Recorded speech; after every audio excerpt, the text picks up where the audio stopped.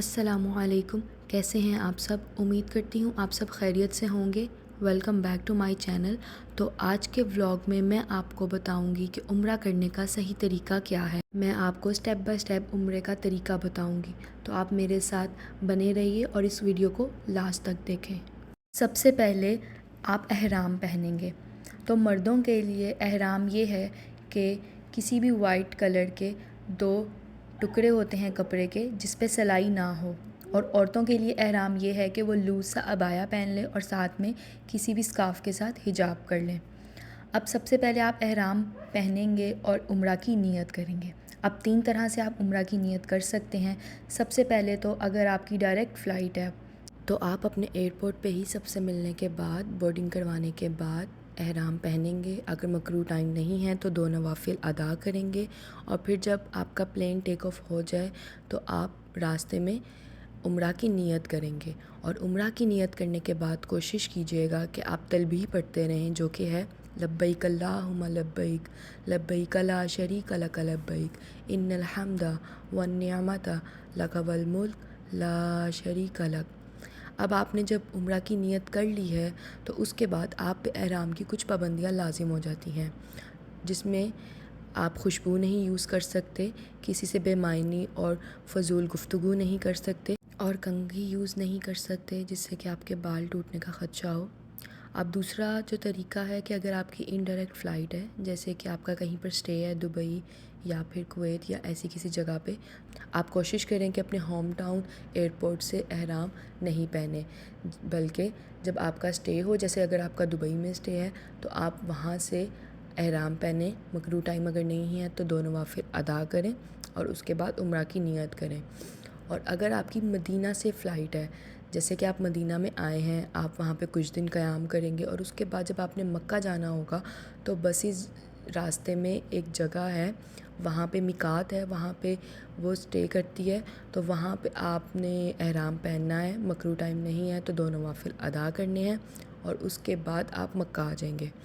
جب آپ مکہ پہنچ گئے ہیں تو اب آپ ہوٹل پہلے چیک ان کریں گے، اور پھر اگر آپ بہت زیادہ تھکے ہوئے ہیں تو آپ 2 سے 3 گھنٹے آرام بھی کر سکتے ہیں، اور لیکن کوشش کریں کہ آپ جلد سے جلد عمرہ کر لیں۔ اس کے بعد اب آپ حرم کی طرف چل پڑے ہیں۔ وہاں پہ آپ نے جیسے ہی مسجد میں داخل ہونا ہے تو کوشش کرنی ہے اپنے دائیں پاؤں کے ساتھ مسجد میں داخل ہوں، اور مسجد میں داخل ہونے کی دعا پڑھیں اور اعتکاف کی نیت کر لیں، تاکہ آپ اندر جتنا بھی ٹائم رہیں آپ کو اعتکاف کا بھی ثواب ملتا رہے۔ اس کے بعد آپ نے کوشش کرنی ہے کہ آپ اپنی نظریں نیچی رکھ کر مسجد کے اندر داخل ہوں، اور کوشش کریں کہ آپ کی نظر کعبہ پہ صحن میں جا کے پڑے، کیونکہ کہا جاتا ہے کہ جب کعبہ پہ پہلی نظر پڑتی ہے تو دعا قبول ہوتی ہے، اور بہت سے لوگ کہتے بھی ہیں کہ ہمارے لیے یہ دعا کرنا جب کعبہ پہ پہلی نظر پڑے گی، لیکن یہ فیلنگ بالکل ڈیفرنٹ ہوتی ہے۔ جس کی بھی پہلی نظر پڑتی ہے کعبہ پہ تو وہ یہی کہتا ہے کہ وہ فیلنگ ہی الگ تھی، اور اس میں مجھے خود بھی کچھ سمجھ نہیں آیا کہ میں نے کیا دعا کرنی تھی۔ لیکن کوشش کریں کہ آپ صحن میں جائیں، آپ کی کعبہ پہ پہلی نظر پڑے، اور کوشش کریں کہ آپ یہ دعا کریں کہ اے اللہ میری ساری دعائیں قبول کر۔ اس کے بعد دوسرا سٹیپ آتا ہے طواف کا۔ اب آپ نے طواف سٹارٹ کرنا ہے تو آپ حجر اسود والے کونے پہ جائیں، آپ کو دور سے ہی نظر آ جائے گا کہ کس کارنر پہ حجر اسود ہے۔ وہاں سے اب آپ نے استلام کرنا ہے۔ استلام معنی ہوتا ہے بوسہ دینا۔ اب رش اتنا زیادہ ہوتا ہے کہ یہ ممکن نہیں ہوتا کہ آپ حجر اسود کو پاس جا کر بوسہ دے سکیں۔ طواف شروع کرنے سے پہلے جو مرد حضرات ہوں گے وہ اپنا رائٹ شولڈر جو ہے اس کو انکور کر دیں گے، مطلب احرام ادھر سے ہٹا لیں گے، اور جو پہلے 3 چکر ہیں اس میں رمل کریں گے، مطلب تیز تیز چلیں گے، اور باقی 4 چکروں میں تیز تیز نہیں چلیں گے، نارمل سپیڈ سے چلیں گے۔ طواف اینٹی کلوک وائز ہوتا ہے۔ اب آپ نے حجر اسود کے کارنر سے سٹارٹ کیا ہے، جب آپ حجر اسود تک آئے ہیں تو آپ کا 1 چکر مکمل ہوا ہے۔ اسی طرح آپ دوبارہ استلام کریں گے اور دوسرا چکر شروع کریں گے۔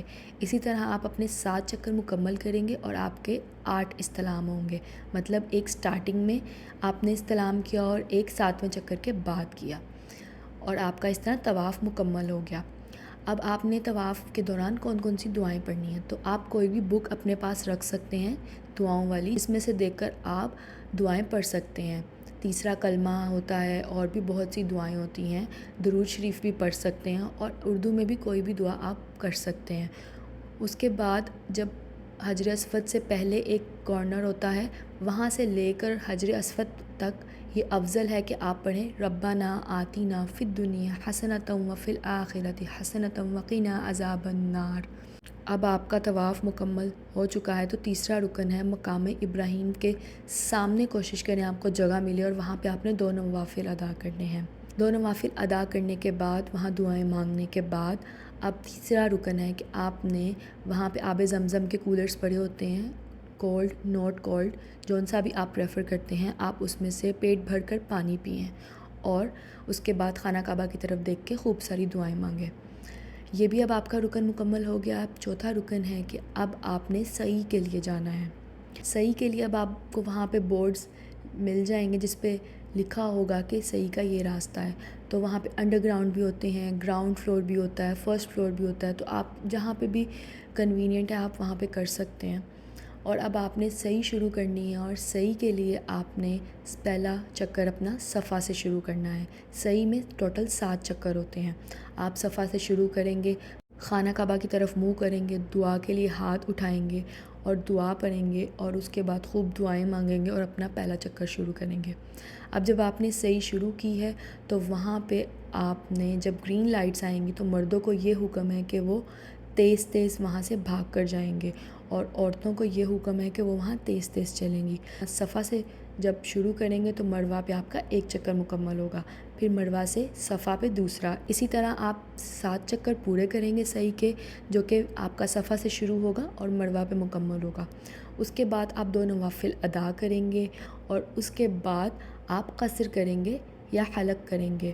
مردوں کے لیے سر منڈوانا افضل ہے، لیکن اگر وہ چاہیں تو وہ اپنے بالوں کو برابر طریقے سے کٹوا بھی سکتے ہیں، اور عورتوں کے لیے یہ حکم ہے کہ اپنی انگلیوں کے 2 پوروں کے حساب سے جو ہے اپنے بال کٹ کریں۔ سب کرنے کے بعد آپ کا عمرہ مکمل ہو جاتا ہے۔